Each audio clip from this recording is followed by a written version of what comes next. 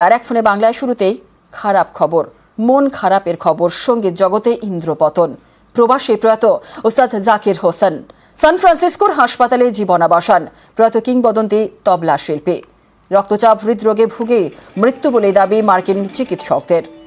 পদ্মশ্রী, পদ্মভূষণ, পদ্মবিভূষণ সম্মানে ভূষিত ওস্তাদের মৃত্যুতে শোক। সঙ্গীত জগতে ইন্দ্রপতন। প্রবাসী প্রয়াত ওস্তাদ জাকির হোসেন। অস্তাচলে ওস্তাদ প্রয়াত জাকির হোসেন। সান ফ্রান্সিসকোর হাসপাতালে জীবনাবসান। প্রয়াত কিংবদন্তির তবলা শিল্পী। রক্তচাপ হৃদরোগে ভুগে মৃত্যু বলে দাবি মার্কিন চিকিৎসকদের। পদ্মশ্রী, পদ্মভূষণ, পদ্মবিভূষণ সম্মানে ভূষিত ওস্তাদের মৃত্যুতে শোক ছায়া। চলতি বছরই গ্র্যামি পুরস্কারও পান জাকির হোসেন। ওস্তাদ জাকির হোসেনের প্রয়াণে শোকস্তব্ধ শিল্পী মহল। কিংবদন্তি তবলা শিল্পীর মৃত্যুতে শোক শ্রোতা মহলেও। 1988 সালে পদ্ম সম্মান পান কিংবদন্তি শিল্পী। তারপর 2002-এ পদ্মভূষণ সম্মানে ভূষিত জাকির হোসেন। তারপর 2023-এ পদ্মবিভূষণ সম্মান পান জাকির হোসেন। 1990-এ সঙ্গীত নাটক একাডেমি সম্মান পান কিংবদন্তি শিল্পী। সঙ্গীত জগতে ইন্দ্রপতন। আমাদের সঙ্গে রয়েছেন আমাদের প্রতিনিধি মানস বসাক। মানস, অস্তাচলে ওস্তাদ প্রয়াত জাকির হোসেন, সঙ্গীত জগতে ইন্দ্রপতন। একদম তুমি সঠিক বলেছো যে সঙ্গীত জগতে সত্যি ইন্দ্রপতন। কারণ জাকির হোসেনের মতো শিল্পীদের চলে যাওয়া মানে একটা অপূরণীয় ক্ষতি, এবং এটা শুধু দেশ কাল গণ্ডির মধ্যে সীমাবদ্ধ নেই। কারণ আমরা জানি যে জাকির হোসেনের মতো শিল্পী এবং তিনি সারা বিশ্বব্যাপী বরণীয় ছিলেন, এবং ওটা বিশ্বে কিন্তু তার এই তবলার যে মূর্ছনা সেটা থেমে গেল, এবং যে ক্ষতি হলো সকলেই বলছেন, আমরা শুধু নয় প্রত্যেকটা শিল্পী বলছেন যে এই ক্ষতি কোনোদিনও পূরণ হবে না। এবং জাকির হোসেনরা একজনই হন, এবং তাদের চলে যাওয়াকে সবাই কোট আনকোট গ্রেট লস বলছেন। 73 বছর বয়সে কিন্তু থামলো তবলার জাদুকরের এই পথ চলা, এবং তার এই প্রয়াণ কিন্তু একটা বলা যেতে পারে যে শূন্যস্থানের সৃষ্টি করে গেল, সেটা কিন্তু কেউ পূরণ করতে পারবেন না। কারণ জাকির হোসেন মানে কিন্তু তবলার একটা ঘরানা, এবং সেই ঘরানার কিন্তু বলা যেতে পারে সমাপতন হলো।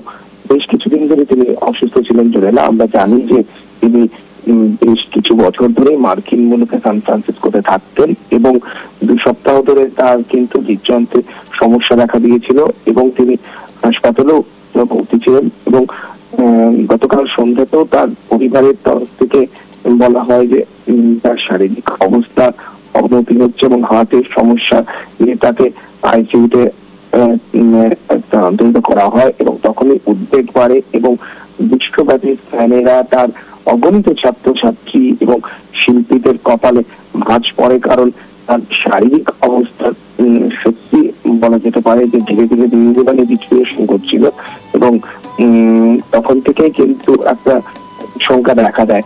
তারপরেই এই দুঃসংবাদ, এবং ধীরে ধীরে এই দুঃসংবাদ ছড়িয়ে পড়ে সর্বত্র, এবং প্রতিক্রিয়া আসতে শুরু করে শিল্পী মহল থেকে।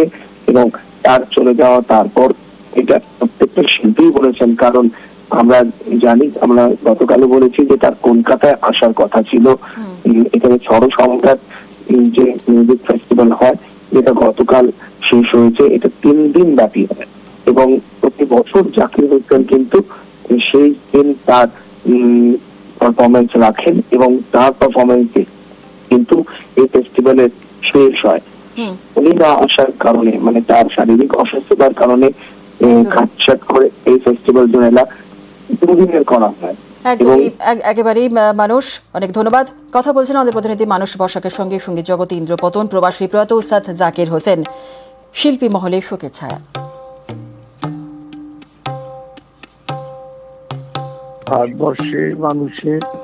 ভারতবর্ষের বাইরের জেনারেশনের মানুষকে যে তবলাটাকে একটা গেমের মতো করে ইউজ করেছিল, খেলা, এবং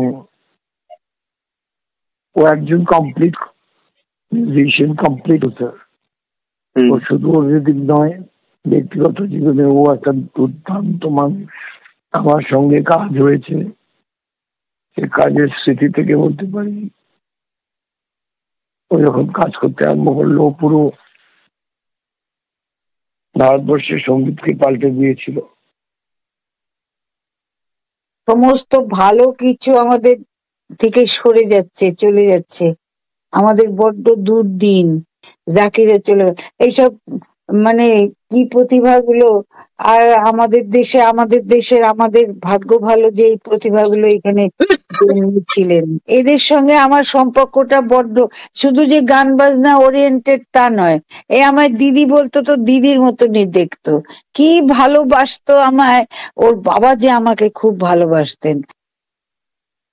আজকের পরেও যেখানে যেখানে যা যা তবলার মূর্ছনা হবে, স্টেজে হোক, স্টুডিওতে হোক, বাড়িতে হোক, সঙ্গীতের ক্লাসে হোক, যেখানে যেখানে হবে, প্রত্যেকটা শব্দে, প্রত্যেকটা চাঁটিতে, প্রত্যেকটা বাজনে ওনার প্রেজেন্স থাকবে।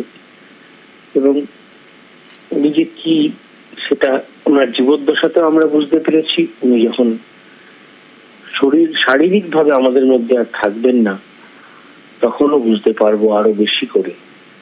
আমি ভাগ্যবান যে ওনাকে আমি চোখের সামনে এবং কানে, নিজের কানে ওনাকে শুনতে পেরেছি।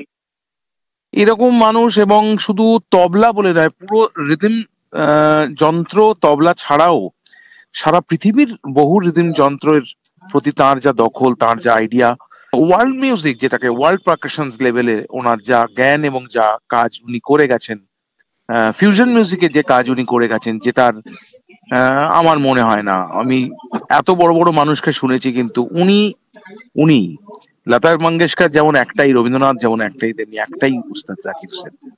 আমার সশ্রদ্ধ প্রণাম। এবং এরম মানুষ আর হবে না। আমরা যা শুনে নিয়েছি ওনার কাছে, সেগুলো ভাঙিয়েই তার থেকেই আমাদের শিক্ষা সারা জীবন চলবে। তাই উস্তাদ জাকির হোসেনের কোনো রিপ্লেসমেন্ট হয় না, কোনোদিনও হবে না। আজ বাংলাদেশের 54তম বিজয় দিবস, ফোর্ট উইলিয়ামে বিজয় দিবস পালন। এবং 1971-এ ভারতীয় সেনার কাছে পাকিস্তানের আত্মসমর্পণ এবং 71-এর 16ই ডিসেম্বর জন্ম স্বাধীন বাংলাদেশের। দিনটি বিজয় দিবস হিসেবেই পালন ভারতীয় সেনাবাহিনীর। বাংলাদেশের 54তম বিজয় দিবস, ফোর্ট উইলিয়ামে বিজয় দিবস পালন। सलामी शस्त्र की कार्रवाई करेंगे और सैन्य बैंड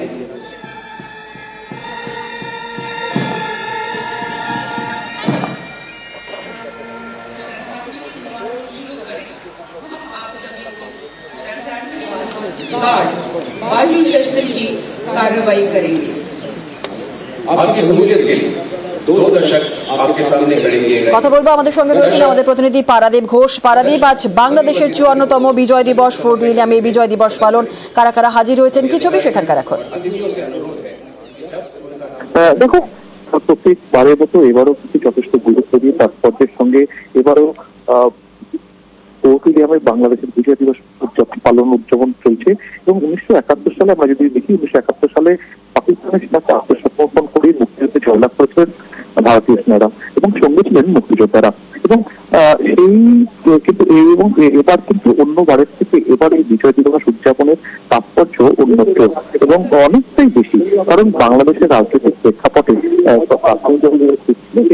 বিদেশ মন্ত্রকের তবে এটাও জানিয়ে দেওয়া যে বাংলাদেশের তরফে কোনো প্রতিনিধি দল এবারের বিজয় দিবস উদযাপনে থাকবেন না। কিন্তু পরবর্তীকালে বিদেশ সচিব পর্যায়ে যখন বৈঠক হয় এবং আন্তর্জাতিক স্তরে বাংলাদেশের উপর চাপ তৈরি হওয়ায় অপরিশেষে কিন্তু বাংলাদেশ থেকে 9 জনের একটা প্রতিনিধি দল, তারা কিন্তু আজ ফোর্ট উইলিয়ামে যে বিজয় দিবস উদযাপন এবং একই সঙ্গে এই 9 জনের প্রতিনিধি দল তারা কিন্তু এই আজকে বিজয় দিবস উদযাপনে ফোর্ট উইলিয়ামে এসে উপস্থিত হয়েছে। বেশ, সেই ছবি আমরা দেখছি পারাদীপ। বেশ, অনেক ধন্যবাদ।